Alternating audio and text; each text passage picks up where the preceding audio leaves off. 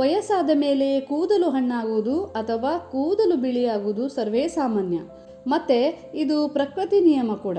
ನಮ್ಮ ಏಜ್ ಆದ ಮೇಲೆ ನಮ್ಮ ಸ್ಕಿನ್ನಲ್ಲಿ ಹೇಗೆ ಚೇಂಜಸ್ ಕಾಣಿಸುತ್ತೋ ಹಾಗೆಯೇ ಕೂದಲಲ್ಲೂ ಕೂಡ ಚೇಂಜಸ್ ಕಾಣಿಸುತ್ತೆ. It's very natural. ಬಟ್ ಅದೇ ನಿಮ್ಮ ಕೂದಲು ನೀವು ಯಂಗ್ ಆಗಿರುವಾಗಲೇ ಬಿಳಿಯಾದರೆ it is not natural, it is not okay. ಕೆಲವರಿಗೆ 15-20 ವರ್ಷಕ್ಕೇನೆ ಕೂದಲು ಬಿಳಿಯಾಗುತ್ತೆ. ಪ್ರೈಮರಿ ಸ್ಕೂಲ್, ಹೈಸ್ಕೂಲ್ ಹೋಗೋ ಮಕ್ಕಳಲ್ಲಿ ಕೂಡ ಕೂದಲು ಬಿಳಿಯಾಗ್ತಾ ಇದೆ. ಇದಕ್ಕೆ ಹೇಳ್ತಾರೆ ಪ್ರೀ ಮೆಚ್ಯೂರ್ ಗ್ರೇಯಿಂಗ್ ಅಂತ, ಅಂದರೆ ಬಾಲನೆರೆ ಅಥವಾ ಅಕಾಲಿಕ ನೆರೆ. ಮೆಚ್ಯೂರ್ ಹೇರ್ ಗ್ರೇಯಿಂಗ್ ಇದೆಯಲ್ಲ, ಅದು ಒಂದು ನಾರ್ಮಲ್ ಪ್ರೊಸೆಸ್. ಯಾಕೆಂದರೆ ಏಜ್ ಆಗ್ತಿದ್ದಾಗೆ ನಮ್ಮ ಹೇರ್ ಫಾಲಿಕಲ್ಸ್ ಪಿಗ್ಮೆಂಟನ್ನು ಪ್ರೊಡ್ಯೂಸ್ ಮಾಡೋದನ್ನು ಸ್ಟಾಪ್ ಮಾಡುತ್ತೆ. ಸೊ ಕೂದಲು ಬಿಳಿಯಾಗುತ್ತೆ. ಬಟ್ 15-20 ವರ್ಷಕ್ಕೇನೆ ಕೂದಲು ಬಿಳಿಯಾಗೋದು ಈಸ್ ನಾಟ್ ಓಕೆ. ಮೊದಲೆಲ್ಲ 45-50 ವರ್ಷದ ಮೇಲೆ ಒಂದೆರಡು ಬಿಳಿ ಕೂದಲು ಕಾಣಿಸ್ತಿತ್ತು. ಈಗ ಹಾಗಲ್ಲ. ನೀವು ಬೇಕಾದರೆ ಒಬ್ಸರ್ವ್ ಮಾಡಿ ನೋಡಿ, 30-35 ವಯಸ್ಸಿನವರಿಗೆ ಆಲ್ಮೋಸ್ಟ್ ಬಿಳಿ ಕೂದಲು ಬಂದಿರುತ್ತೆ. ಮಿನಿಮಮ್ 20% ಜನರಿಗಂತೂ ಆಲ್ಮೋಸ್ಟ್ ಕೂದಲು ಬಿಳಿಯಾಗಿರುತ್ತೆ ವೆನ್ ದೆ ರೀಚ್ 30. ಸೊ ಇವತ್ತಿನ ವಿಡಿಯೋದಲ್ಲಿ ನಾನು ಶೇರ್ ಮಾಡ್ತಾ ಇದ್ದೀನಿ ಒಂದು ಅಮೇಝಿಂಗ್ ಆಗಿರುವ ರೆಮಿಡಿ, ನಿಮ್ಮ ಬಿಳಿ ಕೂದಲನ್ನು ಕಂಪ್ಲೀಟಾಗಿ ಕಪ್ಪಾಗಿಸಲಿಕ್ಕೆ. ಈ ರೆಮಿಡಿಯನ್ನು ರೆಗ್ಯುಲರ್ ಆಗಿ ಫಾಲೋ ಮಾಡಿ ಮತ್ತು ಪ್ರೀ ಮೆಚ್ಯೂರ್ ಹೇರ್ ಗ್ರೇಯಿಂಗ್ನ ರಿವರ್ಸ್ ಮಾಡಿ. Welcome to the channel friends. ನಾನು ನಿಮ್ಮ ಯೂಟ್ಯೂಬ್ ಫ್ರೆಂಡ್ ಸಿಂಧು. ಈ ಚಾನಲ್ನಲ್ಲಿ ನಾನು ಹೋಮ್ ಮೇಡ್ ರೆಮಿಡೀಸ್ಗಳನ್ನು ಶೇರ್ ಮಾಡ್ತೀನಿ. ನೀವು ಈ ರೀತಿಯ ರೆಮಿಡೀಸ್ಗಳನ್ನು ಮನೇಲಿ ಟ್ರೈ ಮಾಡ್ತಾ ಇದ್ದರೆ, ಇಂಥ ವಿಡಿಯೋಸ್ಗಳನ್ನು ನೋಡೋದ್ರಲ್ಲಿ ಇಂಟ್ರೆಸ್ಟ್ ಇದ್ದರೆ ಮತ್ತು ನೀವು ಕೂಡ ಈ ನ್ಯಾಚುರಲ್ ರೆಮಿಡೀಸ್ಗಳನ್ನು ಟ್ರೈ ಮಾಡೋದ್ರಲ್ಲಿ ಇಂಟ್ರೆಸ್ಟೆಡ್ ಇದ್ದರೆ ಖಂಡಿತ ಈ ಚಾನಲ್ನ ಸಬ್ಸ್ಕ್ರೈಬ್ ಮಾಡಿ ಮತ್ತು ಬೆಲ್ ಐಕನ್ ಕೂಡ ಪ್ರೆಸ್ ಮಾಡಿ. ಇಲ್ಲಾಂದರೆ ನಾನು ಹಾಕೋ ವಿಡಿಯೋಸ್ಗಳನ್ನು ಮಿಸ್ ಮಾಡ್ಕೊಂಡು ಬಿಡ್ತೀರಾ. ಹಾಗೆ ವಿಡಿಯೋ ಇಷ್ಟ ಆದರೆ ಲೈಕ್ ಕೊಡೋದನ್ನು ಖಂಡಿತ ಮರಿಬೇಡಿ ಮತ್ತು ನಿಮಗೆ ಇಷ್ಟ ಆಗಿರೋ ವಿಡಿಯೋಸ್ಗಳನ್ನು ಫ್ರೆಂಡ್ಸ್ ಆ್ಯಂಡ್ ಫ್ಯಾಮಿಲಿಯಲ್ಲಿ ಶೇರ್ ಮಾಡೋದನ್ನು ಮರಿಬೇಡಿ. ಇದರಿಂದ ಅವರ ಪ್ರಾಬ್ಲಮ್ ಕೂಡ ಸಾಲ್ವ್ ಆಗೋದಾದರೆ ಡೆಫಿನೆಟ್ಲಿ ಮಾಡಲೇಬೇಕು ಅಲ್ವಾ. ಈಗ ಬನ್ನಿ ಲೇಟ್ ಮಾಡದೆ ರೆಮಿಡಿಯ ಬಗ್ಗೆ ತಿಳ್ಕೊಳ್ಳೋಣ. ಈ ರೆಮಿಡಿ ಮಾಡಲಿಕ್ಕೆ ಮೊದಲಿಗೆ ಒಂದು ಪಾತ್ರೆಯನ್ನು ತಗೊಳ್ಳಿ ಮತ್ತು ಗ್ಯಾಸ್ ಮೇಲೆ ಇಡಿ. ಈಗ ಕೆಲವು ವಸ್ತುಗಳನ್ನು ಡ್ರೈ ರೋಸ್ಟ್ ಮಾಡ್ಕೊಳ್ಬೇಕಾಗತ್ತೆ. ಮೊದಲಿಗೆ ತಗೊಳ್ಳಿ ಒಂದು 2 ಟೇಬಲ್ ಸ್ಪೂನ್ನಷ್ಟು ಕಪ್ಪು ಜೀರಿಗೆ. ಕಲೋಂಜಿ ಅಂತಾರಲ್ಲ ಅದು. ಎಲ್ಲ ದಿನಸಿ ಅಂಗಡಿಗಳಲ್ಲೂ ಸಿಗುತ್ತೆ ಇದು. ವಿಚಾರಿಸಿ ತಂದು ಇಟ್ಕೊಳ್ಳಿ. ಕೂದಲಿಗೆ ಇದರ ಅಗತ್ಯ ತುಂಬ ಇದೆ. ಕೂದಲು ಉದುರೋದನ್ನು ಸ್ಟಾಪ್ ಮಾಡೋಕ್ಕೆ, ಹೇರ್ ಗ್ರೋತನ್ನು ಹೆಚ್ಚಿಸಲಿಕ್ಕೆ, ಬಿಳಿ ಕೂದಲನ್ನು ಕಪ್ಪು ಮಾಡೋಕ್ಕೆ, ಪ್ರತಿಯೊಂದಕ್ಕೂ ಕಪ್ಪು ಜೀರಿಗೆ ರಾಮಬಾಣ ಇದ್ದಂಗೆ. ಓಕೆ, ಈಗ ಇದನ್ನು ಲೋ ಫ್ಲೇಮಲ್ಲಿ ರೋಸ್ಟ್ ಮಾಡಿ. ಈ ಹೇರ್ ಕೇರ್ ರಿಲೇಟೆಡ್ ಏನೇ ರೆಮಿಡೀಸ್ ಮಾಡೋದಿದ್ರು ಕಬ್ಬಿಣದ ಪಾತ್ರೆಯನ್ನೇ ಬಳಸಿ, ಒಳ್ಳೆಯದು ಕೂದಲಿಗೆ, ಆಯಿತಾ.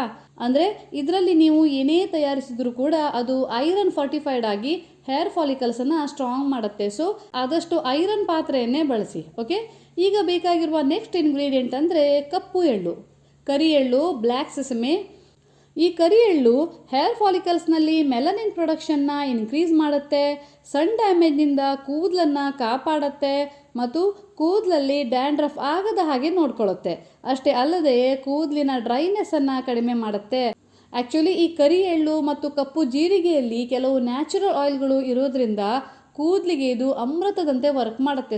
ಸೊ ಇವೆರಡು ಸೇರಿ ನಿಮ್ಮ ಕೂದಲನ್ನು ಡೀಪ್ಲಿ ಕಂಡೀಷನಿಂಗ್ ಮಾಡುತ್ತೆ, ಕೂದಲನ್ನು ಕಪ್ಪಾಗಿಸುತ್ತೆ ಮತ್ತು ಡ್ಯಾಮೇಜ್ ಆಗಿರುವ ಕೂದಲನ್ನು ನರಿಶ್ ಮಾಡುತ್ತೆ.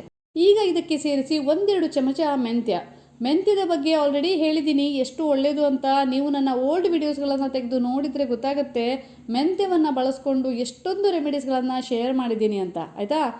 ಮೆಂತ್ಯದ ಬಗ್ಗೆ ಇನ್ನೂ ಹೇಳೋದಾದರೆ, ಮೆಂತ್ಯ ಕೂದಲನ್ನು ಕಂಡೀಷನ್ ಮಾಡುತ್ತೆ, ನರಿಶ್ ಮಾಡುತ್ತೆ ಮತ್ತು ಡ್ಯಾಂಡ್ರಫನ್ನು ಟ್ರೀಟ್ ಮಾಡುತ್ತೆ.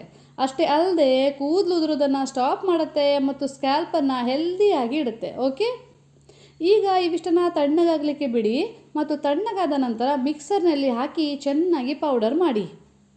ಈಗ ಒಂದು ಕಬ್ಬಿಣದ ಕಾವಲಿಯನ್ನು ತಗೊಳ್ಳಿ ಮತ್ತು ಅದಕ್ಕೆ ಹಾಕಿ 1 ಬೌಲ್ ತೆಂಗಿನ ಎಣ್ಣೆ ಮತ್ತು ಆ್ಯಡ್ ಮಾಡಿ ಈ ಪೌಡರನ್ನು ಮತ್ತು ಸಣ್ಣ ಉರಿಯಲ್ಲಿ ಕುದಿಸಿ.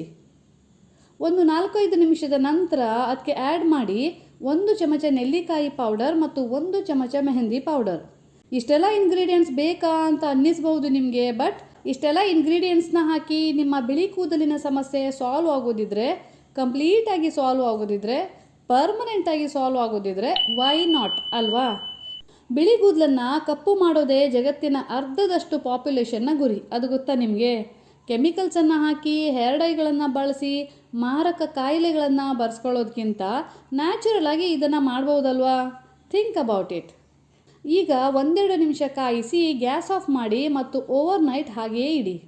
ನೆಕ್ಸ್ಟ್ ಡೇ ಈ ರೀತಿಯಾಗಿ ಎಣ್ಣೆಯನ್ನು ಸ್ಟ್ರೈನ್ ಮಾಡಿ ಮತ್ತು ಒಂದು ಕಂಟೈನರ್ನಲ್ಲಿ ಹಾಕಿ ಸ್ಟೋರ್ ಮಾಡಿ ಇಡಿ. ಇನ್ನು ಇದನ್ನು ಬಳಸೋದು ಹೇಗೆ ಅಂತ ನೋಡೋದಾದರೆ, ವಾರಕ್ಕೆ 2-3 ಸಲ ಬಳಸಿದರೆ ತುಂಬ ಒಳ್ಳೆಯದು. ಬಳಸಿ ಸೋಮಾರಿತನ ಮಾಡಬೇಡಿ. ನಿಮ್ಮ ಸೀರಿಯಸ್ ಆಗಿರುವ ಸಮಸ್ಯೆ ಕೆಲವೇ ದಿನಗಳಲ್ಲಿ ಸಾಲ್ವ್ ಆಗುತ್ತೆ. ವಾರಕ್ಕೆ 2-3 ಸಲ ಎಣ್ಣೆಯನ್ನು ಕೂದಲಿಗೆ ಹಚ್ಚಿ ಓವರ್ನೈಟ್ ಹಾಗೆ ಬಿಡಿ. ಇನ್ನು ಎಣ್ಣೆ ಹಚ್ಕೊಳ್ಳೋ ದಿನ ದಿಂಬಿಗೆ ತಾಗದ ಹಾಗೆ ಜಾಗ್ರತೆ ವಹಿಸಿ. ಆಮೇಲೆ ನನ್ನ ಬೈಕೋತಾ ಇರಬೇಡಿ ಅಷ್ಟೇ, ಆಯಿತಾ? ಚೆನ್ನಾಗಿ ಕೂದಲಿನ ಬುಡಕ್ಕೆ ಹಚ್ಕೊಂಡು 1 ನಿಮಿಷ ಮಸಾಜ್ ಮಾಡಿ ಓವರ್ನೈಟ್ ಹಾಗೇ ಬಿಡಿ.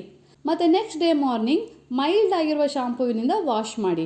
ನೋಡಿ, ಇದರಲ್ಲಿ ಯಾವುದೇ ಮ್ಯಾಜಿಕ್ ಇಲ್ಲ, ಬಟ್ ಲಾಜಿಕ್ ಇದೆ.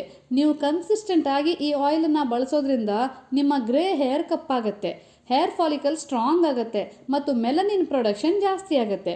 ಇದರಿಂದ ಪ್ರೀಮೆಚ್ಯೂರ್ ಗ್ರೇ ಹೇರ್ನ ಸಮಸ್ಯೆ ಸಾಲ್ವ್ ಆಗುತ್ತೆ. ಪ್ರೀಮೆಚ್ಯೂರ್ ಹೇರ್ ಗ್ರೇಯಿಂಗ್ ರಿವರ್ಸ್ ಆಗುತ್ತೆ ಮತ್ತು ನ್ಯೂ ಹೇರ್ ಗ್ರೋತ್ ಆಗುತ್ತಲ್ವ, ಅದು ಕಂಪ್ಲೀಟ್ ಆಗಿ ಬ್ಲ್ಯಾಕ್ ಹೇರ್ ಆಗಿರುತ್ತೆ. ಗೊತ್ತಾಯ್ತಲ್ವಾ?